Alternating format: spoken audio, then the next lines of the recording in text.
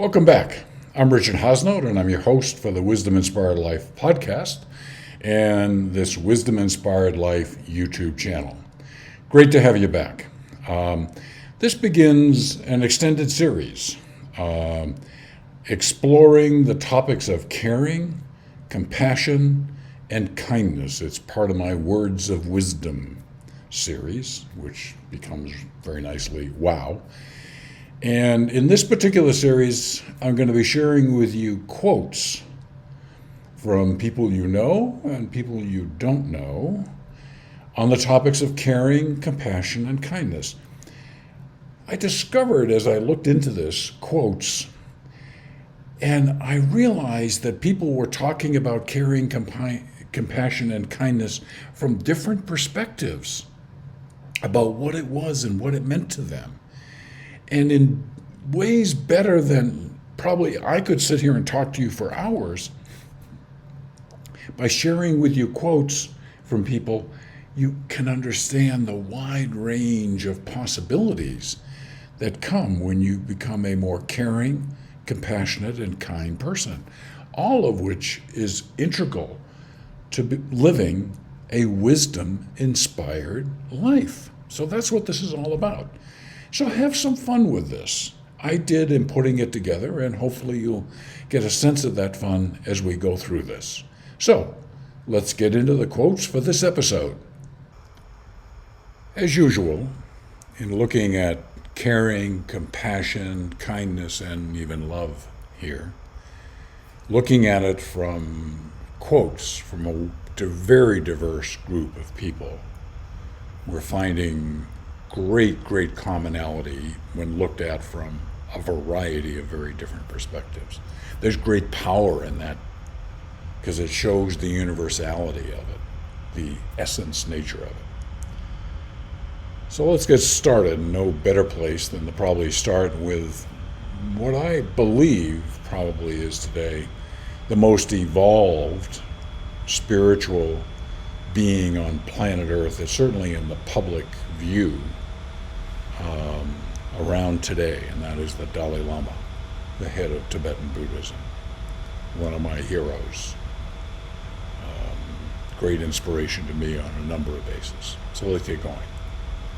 Compassion and tolerance are not a sign of weakness, but a sign of strength. Now, you might say, well, of course, Richard, why does the Dalai Lama need to remind us of this? Well, this is a message for so many people who are in their worlds of very egocentric. It's all about me.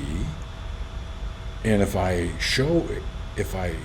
care and reach out and try and help anyone else, it weakens this intense focus on me, that I'm a strong, egocentric being. And if I show compassion and tolerance, that's a weakness. And there certainly are people that would embrace that. And they're not small in number across the planet. So it's very appropriate that the Dalai Lama remind us that compassion and tolerance are not a sign of weakness, but a sign of strength. The most evolved spiritual beings on our planet, people like Jesus, Krishna, Paramahansa Yogananda, Babaji, Sai Baba, Dalai Lama, and others, Mahatma Gandhi, have shown great strength by being compassionate and tolerant. It is a sign of strength when we help others to make all of us stronger. Okay? Thank you, Dalai Lama. There is a nobility in compassion, a beauty in empathy, a grace in forgiveness, a nobility in compassion. Why? That nobility is The very best of us. Why is it the very best of us? Because it's part of the essence of who we really are. And I know I use that word a lot, but the more we look at these quotes and listen to these quotes, we realize how compassion goes to the core. It is one of those great noble qualities that we have. A quality of greatness. We just heard from the Dalai Lama. A strength. Okay? There's a nobility in compassion, a beauty in empathy. Empathy and compassion are very closely related. Empathy, similar to compassion, is that I feel your pain. I understand your pain. Compassion goes a step further and says, I want to relieve that pain. It builds on the guidance and inspiration of empathy. Okay? There's a nobility in compassion, as indeed there is. Thank you, John.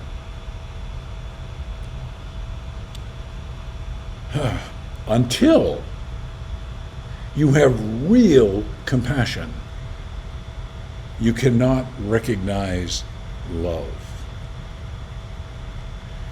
Think about that. We've not heard or seen that perspective, but it's absolutely real. You cannot have real compassion, reach out and want to relieve the suffering of others. When you do that, there is compassion is a form of love and caring and kindness for your fellow human being or your fellow creature on planet Earth, or you're caring for the planet, our home. You cannot recognize love because love goes beyond an egocentric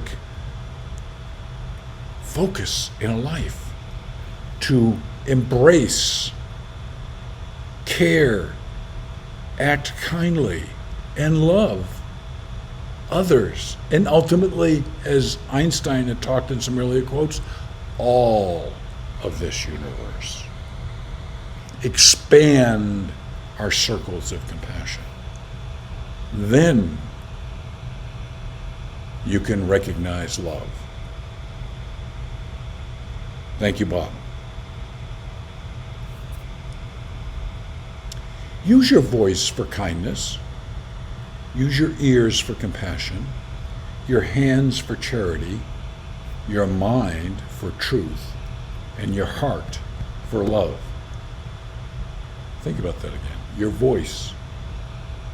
May only words of kindness come from your voice.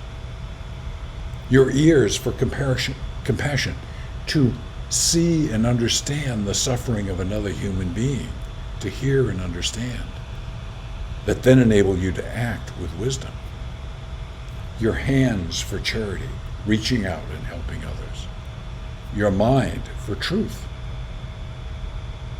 And your mind here is more than your brain. I mean, there is the limited view of Western science that the mind exists only within the confines of the skull, our brain. But from a broader spiritual perspective, it's far more than that. It's our whole being. In many ways, our astral and causal being. Bodies. And your heart for love. Compassion is a team effort, if you will,